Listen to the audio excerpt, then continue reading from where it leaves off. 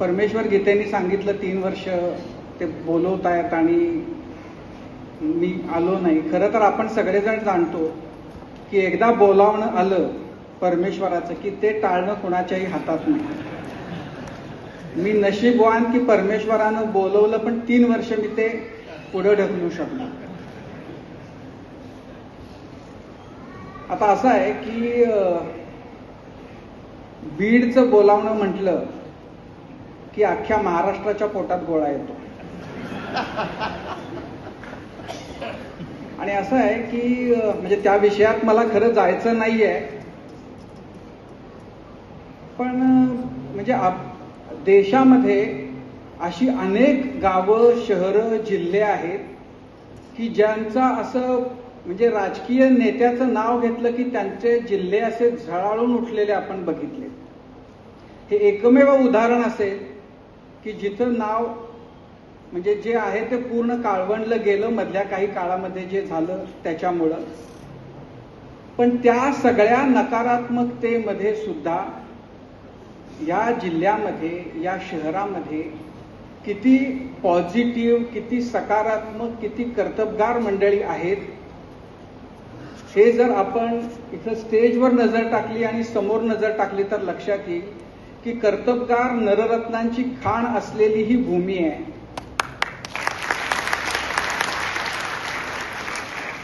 आणि काही वेळेला फार चांगली गोष्ट जर चुकीच्या हातात पडली तर काय होतं ते आपण त्यामुळं बघितलं, पण अर्थात तो विषय आपण सोडून देऊ. मला फार आनंद झालाय की इथं मला आज येता आलं आणि इथं आल्यापासून मला म्हणजे फक्त सकारात्मकता जाणवते. आणि आपण ज्यांचा सन्मान आज झाला त्या प्रत्येकाचे म्हणजे 3 पिढ्यांचे प्रतिनिधी आहेत. सुशील असेल, नखाते साहेब असतील, सोळंकी साहेब असतील, तिघांनी वेगवेगळ्या टप्प्यावर वेगवेगळ्या क्षेत्रामध्ये खूप उत्तम काम केलं. आणि काही जण मान्यवर ज्यांना आपण त्यांचाही सत्कार केला त्यांच्याहीकडून अपेक्षा आहेत की भविष्यामध्ये तेही असंच उत्तम खूप काम करतील आणि आपल्या शहराची, आपल्या जिल्ह्याची, आपल्या राज्याची आणि आपल्या देशाची मान अभिमानानं त्यांच्यामुळे उंचवता येईल, त्यांच्यामुळे उंचवली जाईल. आता वरदचं आपण कौतुक केलं. मी त्याच्या बाबांना विचारलं की त्याचं पॅकेज काय वगैरे सगळं परमेश्वरजींनी सांगितलं. मी विचारून घेतलं की वय काय आहे, काय पत्रिका वगैरे बघायची आहे का, जर असेल तर फार होतकरू स्थळ आहे. जर इथं कुणाला असेल तर संपर्क नंतर साधा त्यांच्याशी नाही तर माझ्याशी साधा, मी बोलणी करायला तयार आहे. पण अतिशय उत्तम असं स्थळ, देखणा मुलगा, उत्तम पगार, सगळे उत्तम संस्कार असं ते आहे. तर फार छान वाटलं मला की खूप म्हणजे इम्प्रेस करणारे आणि खूप सकारात्मकता निर्माण करणारी मंडळी आज इथं भेटली. आणि इथं प्रत्येकच गोष्ट मला फार वैशिष्ट्यपूर्ण अशी वाटते. म्हणजे साधा फेटा बांधायचा, आता तुमच्यापैकी किती जणांना तिथून दिसलं ते मला माहिती नाही. मी आजपर्यंत आयुष्यामध्ये अनेक ठिकाणी फेटे बांधून घेतले, पण इथं ना तो फेटा बांधताना, मला त्यांचं नाव लक्षात नाही, शेंगोळे सर, तर त्यांची जी म्हणजे इतक्या फास्ट आणि इतक्या स्टाईलमध्ये ना त्यांचे हात असे झर झर झर झर. आणि मला म्हणजे क्रिकेटच्या मैदानामध्ये बुमरा जसं त्या स्टंपकडे बघत पळत जातो ना तसं त्यांचं म्हणजे असे नजर रोखून असं खट खट खट खट खट खट खट खट झाला बांधून तयार. मी असं कधीच बघितलं नाही. ही तुमची प्रत्येक गोष्ट जिथं आंबेजोगाईचे लोक हात लावतात तिथं काहीतरी जादू करून दाखवतात. पण मुद्दा आहे की एकूण आत्ता आपण ज्या कालखंडामध्ये आहोत आणि आपण म्हणजे समाज म्हणून अनेक प्रकारच्या प्रश्नांना आपण आज सामोरे जातोय. अनेक गोष्टी निर्माण होत आहेत, अनेक प्रश्न निर्माण होत आहेत. त्या प्रश्नांवर सत्कार करूया. ठीक आहे. आता त्यांचा फेटा त्यांच्यासारखा कोण बांधणार मला माहिती नाही. तुम्हाला आपला आपला बांधता येतो का तसा?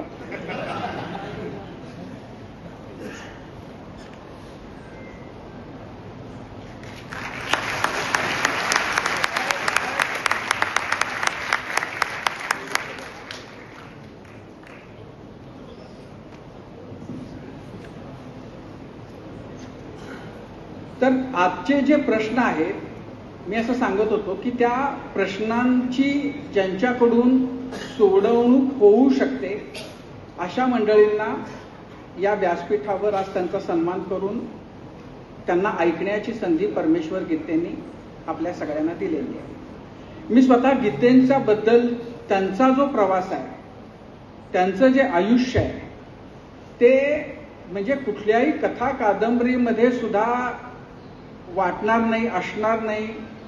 आपण जे म्हणतो की सत्य हे काही वेळेला कल्पनेपेक्षा सुद्धा दाहक असतं. त्यांचा सगळा जीवन प्रवास जो आहे ते त्याचं उदाहरण आहे की काय परिस्थितीमध्ये की म्हणजे असं एखादं मूल ज्याला आपल्या वडिलांचा म्हणजे जन्माच्या आधीच पितृछत्र हरपावं आणि अत्यंत कष्टानं इतकं स्वतःचं म्हणजे आयुष्य स्वतःच घडवत जावं. आईचं प्रेम, आईचे आशीर्वाद हे असल्याशिवाय हे होऊच शकत नाही. पण ते करताना त्या मुलाला इतके टक्के टोणपे खात, इतके आपण म्हणतो तसे छिन्नी हातोड्याचे घाव खाल्ल्यानंतर ते मूल निगेटिव्हिटीकडे जाऊ नये, त्यानं सकारात्मकतेची कास धरावी, त्यानं चांगल्याचा ध्यास घ्यावा, त्यानं चांगल्यांची संगत मिळावी असं सतत त्याच्या आतून त्याला वाटत राहावं आणि त्यातून काहीतरी आपण समाजाचं म्हणजे ज्याला समाजाकडून खरं तर मिळालंय पण आणि नाही मिळालेलं पण अशा स्थितीमध्ये अशा एखाद्या मुलानं समाजाचं परतफेड करण्यासाठी सकारात्मकता पेरण्यासाठी अशीच माणसं शोधावीत आणि त्यांचा सन्मान करावा. परमेश्वरजी तुमचे खूप खूप अभिनंदन आणि आभार, कारण तुम्ही अशी लोक समाजाच्या समोर घेऊन येत आहे. आणि प्रश्न जे आहेत ते आपल्या समोरचे खूप वेगवेगळ्या प्रश्नांनी आपण आज सगळेजण ग्रासलेले आहोत. असंख्य स्वरूपाचे प्रश्न आहेत आणि म्हणजे साध्या मोबाईल पासून ते आपल्या आयुष्यामध्ये गेल्या काही काळामध्ये जी स्थित्यंतर आलेली आहेत त्याच्यापासून ते भरमसाठ आपली वाढत चाललेली लोकसंख्या असेल, देशावर जगावर जे अस्थिरतेचं युद्धाची संकट आहेत ती आज तिथं आहेत, ती कधी इथं येऊ शकतील अशी शक्यता असो, आणि सगळ्याला व्यापून उरणारा AI असो, अनेक प्रकारचे प्रश्न या आत्ताच्या काळामध्ये आहेत, या पुढच्या काळामध्ये आपल्याला पाहायला मिळणार आहेत, ज्याच्याबद्दल जेव्हा नंतर रावसाहेब बोलतील तेव्हा आणि नखातेजी बोलतील तेव्हा तुम्हा मुलांना, जी मुलं आहेत त्यांना त्यांच्याकडून खूप शिकता येईल. पण AI हा आता आपल्या आयुष्यातला अत्यंत महत्वाचा, जो आपण आपल्या आयुष्यातून ज्याला बाजूला सारूच शकत नाही अशी काहीतरी गोष्ट येऊन आदळलेली आहे. ती गेल्या आपल्या सगळ्यांसाठी जे त्या क्षेत्रामध्ये आहेत त्यांना ते गेल्या काही काळापासून माहिती होतं की असं काहीतरी होतंय. आपल्याला ते आत्ता कळालं की असं खरंच काहीतरी झालेलं आहे आणि हे काहीतरी आपल्या आयुष्यात आलेलं आहे ज्याच्यामुळे आपल्या सगळ्यांचे आयुष्य पूर्ण बदलून जाणारी आहे. आणि तंत्रज्ञ जे असतात ते फार काळाच्या पुढचा विचार करतात. एक व्हिडिओ क्लिप युट्यूबवर आहे ज्याच्यामध्ये बिल गेट्स अगदी तरुण वयाचे होते आणि जेव्हा ते सांगत होते की कॉम्प्युटर काय आहे आणि कॉम्प्युटरमुळं काय काय होईल, तर ती जर तुम्ही बघाल तर असं लक्षात येतं की समोर बसलेले जे प्रेक्षक आहेत ते सगळे हसत होते त्यांना की अरे हे काय सांगताय. मधल्या काळामध्ये देवांग मेहता नावाचे एक नॅसडॅक नावाची जी संस्था आहे त्याचे प्रमुख होते. मी त्यांचं भाषण 2000 साली जेव्हा ऐकलं होतं तेव्हा त्यांनी असं सांगितलं होतं की आपल्या आयुष्यामध्ये मोबाईल फोन हा आपल्या आयुष्याचा अनिवार्य असा भाग बनून जाणार आहे आणि तुम्ही मोबाईलवर सगळ्या तुमच्या आयुष्यातल्या गोष्टी त्याच्यावर करू शकणार आहात. तर त्यावेळेला नोकियाचे ते कंपास सारखे फोन होते आणि कळतच नव्हतं की ह्यानं हा सांगतोय माणूस हा यातला तज्ज्ञ आहे पण कसं बदलणार. कारण ते सांगत होते की तुमची बँक तुमच्या फोनमध्ये येणार, तुम्हाला हॉटेलमध्ये जायची गरज नाही ते तुमच्या मोबाईलमध्ये येणार, तुम्हाला सिनेमाची तिकीटं रेल्वेची तिकीटं सगळी तुमच्या मोबाईलमध्ये. तर कळायचंच नाही की ते होणार कसं. या फोनशी आपलं आयुष्य असं कसं इतकं जोडलं जाऊ शकतं. पण फार नाही पुढच्या 8-10 वर्षामध्ये ते सगळं आपल्या आयुष्यामध्ये आलं. आणि आता जेव्हा AI आपल्या आयुष्यात आलेला आहे तेव्हा AI बद्दलही असं म्हणतात की त्यानं आपले आयुष्य सगळ्यांची बदलून जाणार. म्हणजे AIचा शोध किती महत्वाचा आहे तर त्याच्याबद्दल असं म्हटलं जातं की प्रिंटिंग टेक्नॉलॉजीचा शोध जेव्हा 14व्या-15व्या शतकामध्ये लागला ते जेवढा तो शोध जेवढा क्रांतिकारी होता त्यानंतरचा तेवढा दुसरा मोठा क्रांतिकारी शोध म्हणजे AI किंवा कृत्रिम बुद्धिमत्ता आहे.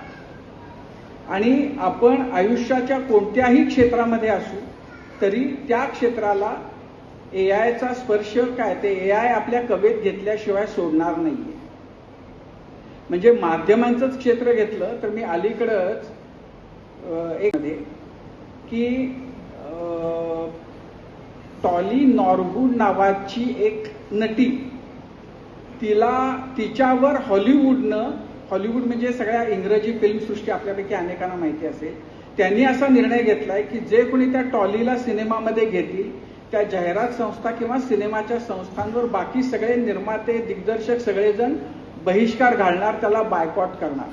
तर मला प्रश्न पडला की टॉली नॉरवूडच्या बद्दल इतका यांच्या मनामध्ये का राग आहे, का चीड आहे. म्हणून मी बघितलं तर असं लक्षात आलं की झेक फिल्म फेस्टिवलमध्ये हे टॉली नॉरवूडला इंट्रोड्यूस केलं गेलं. ते इंट्रोड्यूस तिथल्या एका हॉलिवूडमधल्याच प्रसिद्ध नटीनं केलं. आणि आक्षेपाचा मुद्दा हा की ही टॉली नॉरवूड, मी तिच्या इन्स्टा पेजवर जाऊन चेक केलं तर ती अशी एक सुंदर दिसणारी मुलगी आणि तिचं सगळे दिवसभरातले तिचे व्हिडिओ, असंख्य व्हिडिओ वगैरे. पण नंतर असं कळलं की ही टॉली नॉरवूड नावाची व्यक्ती अस्तित्वातच नाही, ती AI जनरेटेड ऍक्ट्रेस आहे. आणि बाकी सगळ्या म्हणजे निर्मितीच्या संस्था, सिनेमात काम करणाऱ्या नटांच्या संस्था, दिग्दर्शक या सगळ्यांचा आक्षेप ह्या गोष्टीला होता की हिला जर घेतलं तर त्याच्यामुळं ही जी इंडस्ट्री आहे तिच्यावर फार मोठा परिणाम होणार आहे आणि लोकांचं काम करणं मुश्किल होऊन जाईल, लोकांना कामच नाही मिळणार जर अशी मॉडेल्स आली आणि जर ती करायला लागली काम. तर आता तिची जी निर्माती होती तिचं असं म्हणणं आहे की जेव्हा प्रेक्षक म्हणून आपण एखादा सिनेमा बघतो तेव्हा आपण जे बघतो ते पडद्यावर बघतो. तर प्रेक्षक म्हणून आपल्याला जे काही दिसतं ते सगळं आभासी आहे. आणि आपल्याला काय फरक पडतो की जे समोर दिसतंय ती व्यक्ती, ती दिसणारं जे आहे ती खरी आहे, AI जनरेटेड आहे का प्रत्यक्षातली व्यक्ती आहे. त्यांना प्रेक्षक म्हणून आपल्याला काही फरक पडत नाही. तर जर तुम्ही टॉली नॉरवूडला सिनेमामध्ये घेतलं तर बाकीच्या सगळ्या नटांच्या पेक्षा 10%, 20% दरामध्ये ती तुम्हाला काम करायला मिळेल. तुम्ही तिच्याकडून हवं त्या पद्धतीचं काम करून घ्याल. तिचे कसलेही नखरे असणार नाहीत. ती कायम जशी दिसते तशीच दिसत राहील. आणि तिच्यामध्ये ती कन्सिस्टन्सी आहे, प्रोफेशनली ते. आणि जर तुम्ही तिच्या इन्स्टावर जाऊन जर बघाल तर ते सांगितलं म्हणून कळतं आपल्याला की ही AI जनरेटेड आहे. आणि AIचा ही जी जादू आहे, हा जो चमत्कार आहे तो फक्त एंटरटेनमेंट पुरताच मर्यादित आहे असं नाही, तर आपल्या आयुष्यातल्या प्रत्येक गोष्टीमध्ये तो आहे. गुगलनं अलीकडे जे प्रयोग केले, गुगलनं जे सगळ्यात मोठं त्यांचं ज्याच्यावर ते खूप ॲम्बिशियस आहेत, खूप महत्वाकांक्षी प्रोजेक्ट्स ते लागू करतायत, त्यातला एक आहे तो शेतीचे प्रयोग. आणि आपल्या सगळ्यांच्या नशिबानं त्यांचे प्रयोग बारामतीमध्ये होत आहेत.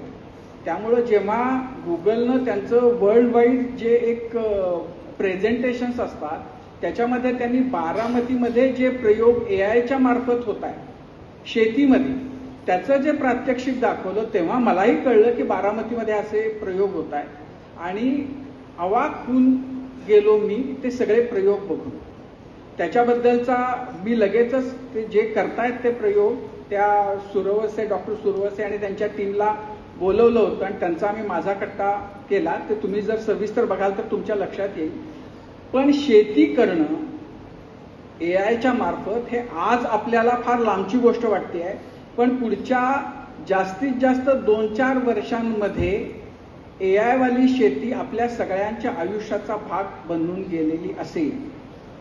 आणि त्या शेतीमध्ये मग तुम्हाला पाण्याचा वापर जो आहे तो म्हणजे आत्ता जे पाणी आपण वापरतो त्याच्या 40% पाण्यामध्ये आपली शेती होईल.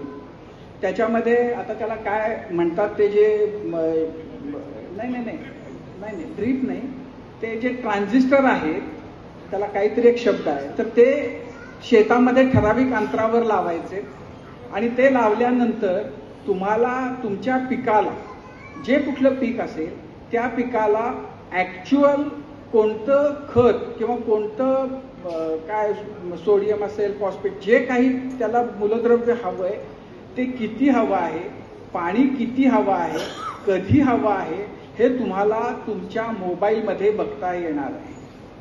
वाऱ्याची दिशा काय असणार आहे, आर्द्रता किती असणार आहे, अमुक परिस्थिती निर्माण झाली तर त्याच्याबद्दल तुम्ही काय केलं पाहिजे. आता असं होतं की समजा कीड येते तर शेतीत म्हणजे जेव्हा पिकं साधारण आपल्या उंचीची येतात तेव्हा कळतच नाही की प्रत्यक्षामध्ये जेव्हा कीड येते तेव्हा ती कुठं आली आहे आणि कुठून त्याची सुरुवात झाली. ती जेव्हा पसरते आणि जेव्हा हाताबाहेर जाते तेव्हाच बऱ्याचदा लक्षात येतं. हे असं टेक्नॉलॉजी आता यातून येईल की कीड आली की तुम्हाला मोबाईलवर मेसेज येईल की अमुक ठिकाणी या भागामध्ये इथं याच्यावर कीड आली आहे की तुम्ही ताबडतोब त्याच्यावरचा इलाज करा. याच्यातून तुमचं खत कमी वापरलं जाईल, याच्यातून तुमचं पाणी कमी वापरलं जाईल, तुमच्या पिकाचा सगळं नैसर्गिकरित्या पिकाच्या वाढीसाठी ज्या गोष्टी हव्या आहेत त्या तुम्ही काही न करता तुम्हाला फक्त तुम्ही त्या सगळ्याशी जर जोडून घेतला असेल तर तुम्हाला त्याच्याबद्दलचे माहिती त्याच्याबद्दलचे मेसेजेस तुमच्या फोनमध्ये येत राहतील आणि तुमच्या पिकाचं उत्पादन कैक पटीनं वाढेल. म्हणजे आजच त्याच्याबद्दलची एक परिषद मुंबईमध्ये सुरू आहे आणि त्याच्यामध्ये एकरी 100 टन ऊस किमान आपण घेऊ एआयच्या माध्यमातून अशी आता शक्यता बोलून दाखवली जाते आणि हे अगदी सहज शक्य आहे. तर या पद्धतीनं एआयच्या मुळे आपल्या आयुष्यामध्ये अनेक सकारात्मक बदल होत आहेत, होणार आहेत आणि त्याचे काही वेगळे परिणाम दुष्परिणाम सुद्धा आपल्याला समाज म्हणून भोगावे लागले. त्याचा एक सगळ्यात मोठा जो आहे की त्याचं नोकऱ्यांवर होणारा परिणाम, की आपल्याकडे भारताला आज जो ऍडव्हान्टेज आहे की आपण IT क्षेत्रामध्ये आपला खूप प्रचंड असा दबदबा आहे. आपण प्रोग्रॅमिंग मधले मास्टर आहोत, प्रोग्रॅमिंग मधले बाप आहोत आणि त्यांनी तर बाप नावाची संस्थाही केलेली आहे. पण यातल्या अनेक गोष्टी कदाचित एआय त्याची ती जागा घेईल आणि मग लोकांचं त्या काय होईल असा एक मोठा प्रश्न निर्माण झालेला आहे. म्हणजे माझा एक मित्र अलीकडं चायनामध्ये जी BYD नावाची कार मॅन्युफॅक्चरिंग करणारी कंपनी आहे तिथं जाऊन आला आणि त्यांनी असं सांगितलं की त्या फॅक्टरीमध्ये रोज 1000 कारची निर्मिती होती पण काम करण्यासाठी फक्त 8 जण आहेत. तर याचा अर्थ खूप मोठ्या संख्येनं मॅन्युफॅक्चरिंग मधले लोक सुद्धा कदाचित बाजूला जातील. याचा परिणाम जसा भारतावर होईल त्याच्या कैक पटीनं जास्त चीनवर होईल. चीनमध्ये प्रचंड लोकसंख्या आहे जे उत्पादकता वाढवण्यासाठी काम करतायत आणि त्याच्यातून चीनला जगभराचं मॅन्युफॅक्चरिंग हब बनवता आलंय. पण जर एआयच्या मुळे जर गोष्टी बनवता यायला लागल्या, आज युरोप अमेरिकेचा सगळ्यात मोठा प्रश्न हा आहे की तिथं मानवी श्रमाला खूप जास्त किंमत मोजावी लागते आणि भारतासारख्या किंवा चीन सारख्या देशांमध्ये अत्यंत कमी पैशामध्ये ही श्रमाची कामं करायसाठी मनुष्यबळ उपलब्ध होतं. पण जर समजा ही सगळी माणसाची कामं जर यंत्रच करायला लागली तर मग जे उत्पादनांसाठी म्हणजे असं म्हटलं जातं की ज्या प्रोडक्टची कॉस्ट $15-16 कमी आहे असं प्रोडक्ट बनवणं हे अमेरिकेमध्ये किंवा युरोपमध्ये परवडत नाही. कारण जे लोकांना रोजचे पैसे द्यावे लागतात त्याचं ते गणित बसत नाही. पण जर AI मार्फत जर ते मॅन्युफॅक्चरिंगच जर होत राहिलं तर मग चीनचं हे जे सगळं एक मक्तेदारी आहे त्याचं काय होईल असा एक मोठा प्रश्न आहे. पण याच्यामध्ये जसे प्रश्न आहेत तसं नव्या तंत्रामुळं आपल्या जर आपण त्याचा योग्य फायदा घेऊ शकलो आणि जर त्याच्याबद्दल सकारात्मकतेनं बघून क्रिएटिव्ह जर तुमची मानसिकता असेल आणि जर तुमच्यामध्ये उत्तम काहीतरी कौशल्य असेल तर त्याच्यामुळं तुम्ही जे कधी अपेक्षित कधी कल्पनाही केलेली नाही अशा प्रकारचं यश कसं मिळवू शकता हेही या काळामध्ये आपल्याला पाहायला मिळेल. याची अनेक उदाहरणं आहेत. आपल्यापैकी अनेकांना म्हणजे आता समोर खूप तरुण मुलं आहेत म्हणून मी त्यातल्या दोघांची उदाहरणं सांगतो. एक नाव आहे अर्जुन देशपांडे. तर तुमच्यापैकी मुलांनी नंतर जाऊन जर तुम्ही अर्जुनचा कट्टा बघितला तर तुमच्या लक्षात येईल की अर्जुनचं वय आज 25 वर्षाचा आहे. तो जेव्हा 10वी पास झाला म्हणजे साधारण 16-17 वर्षांचा होता त्यावेळेला तो अत्यंत सामान्य कुटुंबातला ठाण्यामध्ये राहणारा हा मुलगा आहे. याचे वडील त्यांचा टॅक्सीचा छोटा बिझनेस आहे. आई एका खाजगी ऑफिसमध्ये नोकरी करणारी. हा एकटाच मुलगा. हा लहान असताना 10वी-11वीच्या त्या काळामध्ये मेडिकलच्या दुकानात गेला आणि त्यानं तिथं एक दृश्य बघितलं की एक म्हातारे आजोबा आपल्या पत्नीसाठी कॅन्सरची औषधं घेण्यासाठी आलेले आहेत आणि त्यांना त्या दुकानदारानं औषधं दिली, त्यांचं बिल केलं. पण जेव्हा ते पैसे द्यायची वेळ आली तेव्हा त्यांच्या खिशामध्ये तेवढे पैसे नव्हते. तर दुकानदारानं त्यांना ती औषधं द्यायला नकार दिला. तर हे आजोबा रडायला लागले की अरे माझी बायको ती मरून जाईल जर ती औषधं तिला दिली नाही तर. पण त्याचं काही हृदय द्रवलं नाही. मग या अर्जुनला असा प्रश्न पडला की ही औषधं त्यानं त्यांच्याकडून प्रिस्क्रिप्शन बघितलं आणि त्याच्या मनामध्ये असा विचार आला की ही जी सगळी औषधं आहेत याचं जे प्रिस्क्रिप्शन आहे तर म्हणजे शेवटी असं आहे की कोणत्या कंपन्या ते बनवतात त्यामुळं आपण त्या कंपनीच्या नावानं ती औषधं ओळखतो. म्हणजे मग ते क्रोसिन असेल, डोलो असेल, प्रत्यक्षामध्ये त्यामध्ये असतं पॅरासिटामॉल. तर त्यानं ही जी सगळी औषधं आहेत त्याच्यामध्ये काय घटक आहेत हे त्यानं कॉम्प्युटरवर शोधलं आणि त्याला असं लक्षात आलं की ही सगळी औषधं जर आपण वेगळ्या कंपन्यांच्या नावामागं न जाता जर खरेदी करायला गेलो तर फार स्वस्तामध्ये मिळतात. आणि मग त्यानं ही जेनरिक औषधं जी आहेत त्याच्याबद्दल काय करता येईल असं करून त्यानं सगळी आपल्या आयुष्यातली वापरली जाणारी प्रमुख जी औषधं आहेत त्यांची जेनरिक औषधांच्या लिस्ट करून ते प्रोडक्ट सगळी बनवली आणि जवळच्या एका दुकानदाराकडे गेला आणि त्याला म्हणाला की ही जर मी तुला विकायला दिली तर तू विकशील का. तर त्यानं अर्थात नकार दिला. पण मग तो परत जात राहिला, मनवत राहिला आणि शेवटी त्या दुकानदारानं त्याला होकार दिला आणि त्याच्या रेग्युलर दुकानांबरोबर ही जी जेनरिक औषधं होती ती त्यानं विकायला सुरुवात केली. आणि मग असं लक्षात आलं की ही औषधं फार स्वस्त आहेत, तेवढीच परिणामकारक आहे. आणि मग नंतर 1 दुकान, 2 दुकान, 3 दुकान आणि हे सगळं करताना अर्जुनचं वय 18 सुद्धा झालेलं नव्हतं. आणि मग नंतर त्यानं एक जेनरिक आधार अशा नावाची कंपनी सुरू केली. कारण त्याला साथ होती ती कॉम्प्युटरची, IT मध्ये झालेल्या सगळ्या तंत्रज्ञानातल्या क्रांतीची आणि त्यामुळं त्याला एक मार्केट त्याच्या जेनरिक औषधांसाठी तयार करता आलं आणि त्यानं जेनरिक आधार असा ब्रँड करून ती औषधं विकायला सुरुवात केली. आणि एक 8-10 दुकानांमध्ये मुंबई आणि ठाण्यामधल्या त्याची औषधं उपलब्ध व्हायला लागली. त्याच्याबद्दलची बातमी कुठल्या तरी वर्तमानपत्रामध्ये छापून आली. ती बातमी रतन टाटांनी वाचली. रतन टाटांनी त्याला भेटायला बोलवलं आणि त्याचं सगळं जे काम आहे त्याच्याबद्दल त्यांना खूप कुतूहल वाटलं, कौतुक वाटलं. आणि मग त्यांनी सांगितलं की तुझी ही कंपनी आहे ती आपण मोठी करू. आणि मग त्यांनी त्याला मानसिक, भावनिक आणि काही प्रमाणात आर्थिक आधार दिला. ते त्याचे मेंटॉर बनले आणि त्याच्या बातम्या खूप मोठ्या सगळ्या वर्तमानपत्रांमध्ये आल्या आणि वयाच्या 22-23व्या वर्षी, म्हणजे मी आता जेव्हा तो कट्ट्यावर आला होता तेव्हाच त्याचं वय सांगतोय, 22-23व्या वर्षी अर्जुन देशपांडेच्या भारतभरामध्ये 1600 दुकानांमध्ये त्याची जनरिक आधारची दुकानं होती. त्याचा टर्नओव्हर 1500 कोटींचा होता आणि ज्या वयामध्ये मुलांना नोकऱ्यांसाठी इथं तिथं फिरावं लागतं त्या वयामध्ये तो त्याच्या कंपनीचा CEO आणि त्याचा सगळा स्टाफ, जवळपास 800 जणांचा त्याचा स्टाफ आणि जेनरिक आधार ही एक मोठी कंपनी त्यानं स्थापन केली होती, ज्याचं कौतुक भारतभरामध्ये मोदींपासून राष्ट्रपतींपर्यंत सगळ्यांनी करून झाली. त्याला अनेकदा मग बाहेर म्हणजे त्याला भेटायला बोलवलं जातं, त्याला जगभरामध्ये पाठवलं जातं.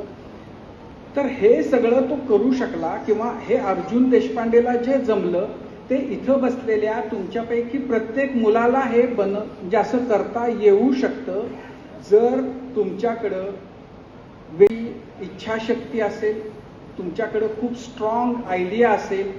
आताच्या ह्या काळामध्ये जो एक फायदा आजच्या जनरेशनला आहे जो मागच्या जनरेशनला नव्हता.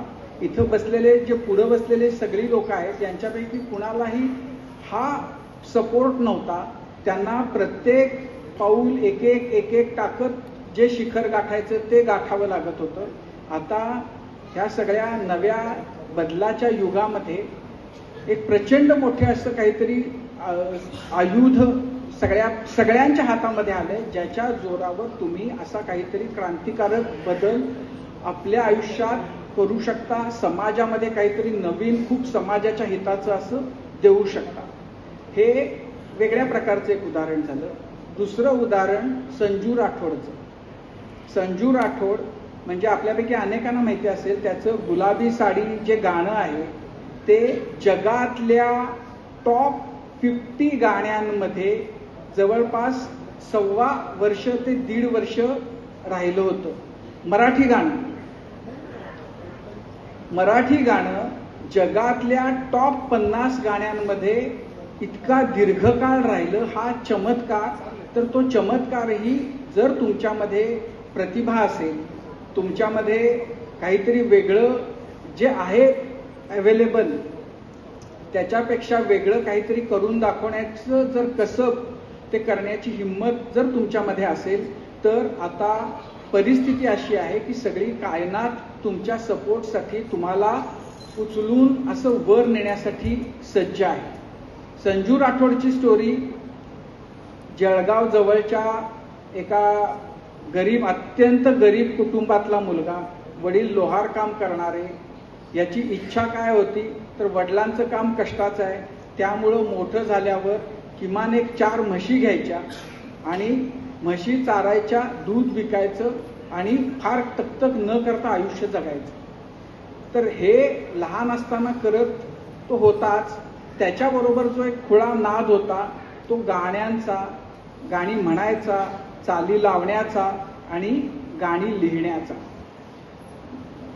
परिस्थितीच्या रेट्यानं त्याला इंजिनिअरिंगला ऍडमिशन मिळाली. नंतर त्याला ते इंग्रजीचा प्रॉब्लेम होता, म्हणजे अधिकृत ऑफिशियल कुठेही फॉर्मल शिक्षण संगीताचं घेतलेलं नव्हतं, पण केवळ काहीतरी करण्याची उमेद आणि ते लक्ष गाठण्याच्या तिची जिद्द याच्या जोरावर तो गाणी लिहित राहिला.